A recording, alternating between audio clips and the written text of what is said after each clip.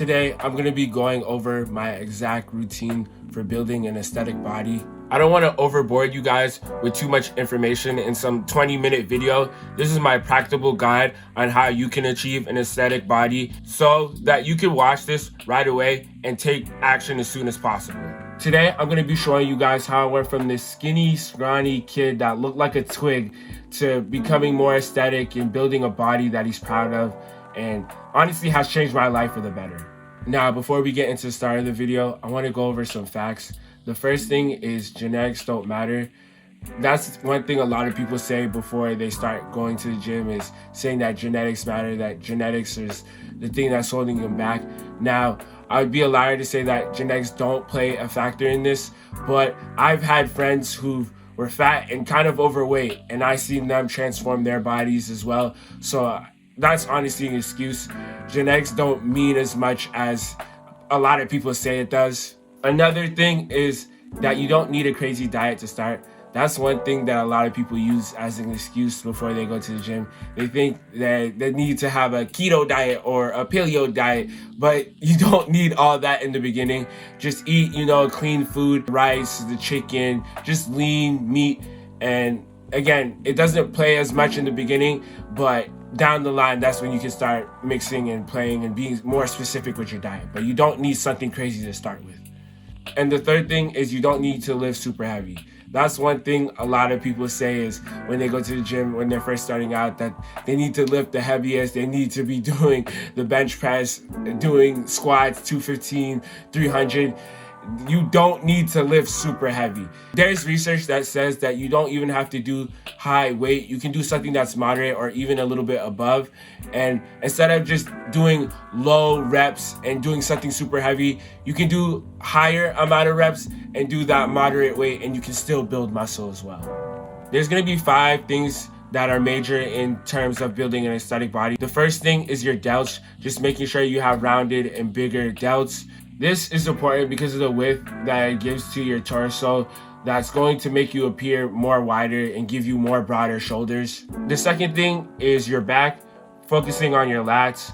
Just gives you a wider back that enhances that V-taper look that just looks aesthetic, giving the illusion of a smaller waist. The third thing is your abs. The one that I'm going to be focusing on in this video is the lower abs. The upper abs are usually already developed due to regular training, but it's just the lower abs that if you work on that, that's when you define your abs, and that's what gives your abs the more complete look. The fourth thing that I'm going to be going over is your neck. This is something that I feel like is underrated for a lot of people. You don't see that much people training on their neck, but building a wider neck has helped to make my body look more aesthetic, because there's even pictures, I'm gonna be talking about this in another video, of where you just have this skinny neck. You could have the greatest body in the world, but if you have a skinny neck, it just doesn't look good. But it's when you build a thicker neck, that's when you look more masculine and more manlier, and adding that is what completes that whole look of building an aesthetic body. And the fifth thing is chest and legs. With the chest, focusing more on your upper chest, that's what makes your chest look bigger. And then legs, this is something that's probably like the least important on this list, but still just making sure that you hit leg day, making sure that your quads are bigger, and it just makes your whole body look more complete. For the training schedule, most people will tell you to jump right into doing this every single day or doing it 6 times a week. When you're first starting out, what I did was actually go 3 times a week, just so that I could get comfortable with it, so that I could get used to just being able to go to the gym and do this workout. And then once you got comfortable with it, once your body gets used to it, then you can start going 6 times a week and you can have that 1 rest break. Here's the full routine written down. These were all 4 sets, including the warm-up set. I had the rep ranges as well. This is something for you to screenshot so that you can have this on your phone, so that the next time you go to the gym, you can just have this screenshot and you can just go from there. For push, we have incline bench press, 4 sets, 6 to 8 reps. You can still do flat bench, but in terms of just making sure that you're focusing on that upper chest to make sure that your chest looks bigger, primarily focusing on incline bench press is what's worked for me best. Next, we have chest flies, 4 sets, 8 to 12 reps. Then we have overhead shoulder press, 4 sets, 6 to 8 reps. Next, we have dumbbell lateral raises, 4 sets, 10 to 12 reps. This helps you get bigger delts and gives you defined shoulders that gives you that rounded appearance. Then we have tricep push downs, 4 sets, 8 to 10 reps. And last, we have chest dips, 4 sets, 8 to 10 reps. For push day, first off, we have bent over rows, 4 sets, 6 to 8 reps. This workout has helped me so much in building a wider back, and it's helped to give me that V-taper look that looks really aesthetic. Then we have pull-ups, 4 sets, 8 to 10 reps. With this one, I advise you using the assisted pull-ups first. Once you get comfortable with that, that's when you can work your way up to doing regular pull-ups. Next, we have lat pullover. We have that for 4 sets, 8 to 12 reps. Then we have face pulls. We'll do that for 4 sets, 8 to 10 reps. Then we have dumbbell shrugs. We'll do that 4 sets, 8 to 12 reps. And lastly, we have bicep curls. We have that for 4 sets, 10 to 12 reps. Now for leg day, starting off, we have squats, 4 sets, 6 to 8 reps. Then we have deadlift, 4 sets, 8 to 10 reps. With this one, I advise doing the dumbbell first, just so that you can have the form right. And then after that, you can work your way up with using the barbell. Next, we have leg extensions. We have that for 4 sets, 8 to 10 reps. Then we have lying leg curls, 4 sets, 8 to 10 reps. Looking back at this looks very suspect, so I just wanted to say pause. Then we have calf raises, 4 sets, 10 to 15 reps. And last, we have Bulgarian split squats, 4 sets, 8 to 12 reps. I like to end this off with this because it gives me a challenge and a nice burn to end off leg day. Now, my accessory workouts, these were the exercises that I was incorporating at least 2 to 3 times a week with my regular 6-day workout week. Ab rollout, 3 sets, 10 to 12 reps. Captain's chair leg raise, 3 sets, 10 to 12 reps. And then hanging leg raise, 3 sets, 10 to 12 reps. These were the exercises that helped really focus on my lower abs like I talked about earlier. Then we have neck curls, 3 sets, 12 to 15 reps. And last, we have neck extensions, 3 sets, 10 to 12 reps.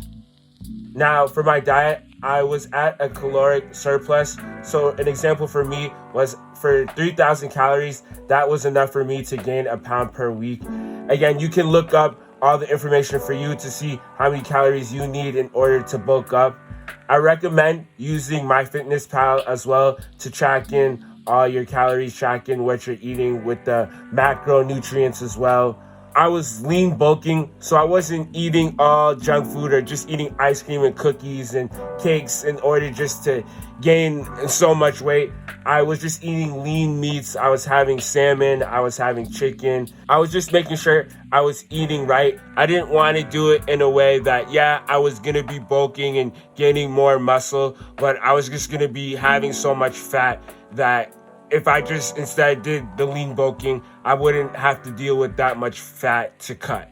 And then the last thing is just still having fun. I allowed myself to have 1 cheat meal per week. Some people just think you have to be so strict and you only have to just eat rice, chicken, broccoli and being so strict with it.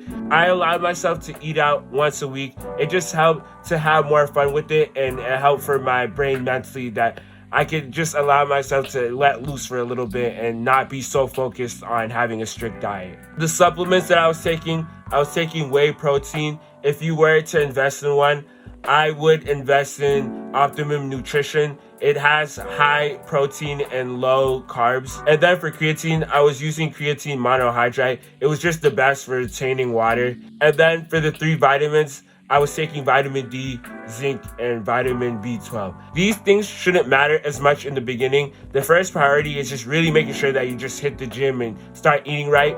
These are things that once you start to become consistent and you build the habit of it, this is what you can bring in after to help. But that's the routine. This was the foundation for me to accomplish this aesthetic body. Just looking back at the pictures, sometimes I think it looks fake.